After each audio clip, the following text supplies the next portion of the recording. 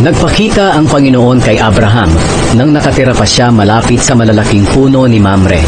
Mainit ang araw noon at si Abraham ay nakaupo sa pintuan ng kanyang tolda. Habang nagmamasid siya, may nakita siyang tatlong lalaki na nakatayo sa di kalayuan. Tumayo siya agad at dali-daling sumalubong sa kanila. Yumukod siya sa kanila bilang paggalang at sinabi, "Panginoon, kung maaari, dumaan po muna kayo rito sa amin. Magpapakuha po ako ng tubig para makapaghugas kayo ng mga paa ninyo at makapagpahinga sa lilim ng punong kahoy na ito.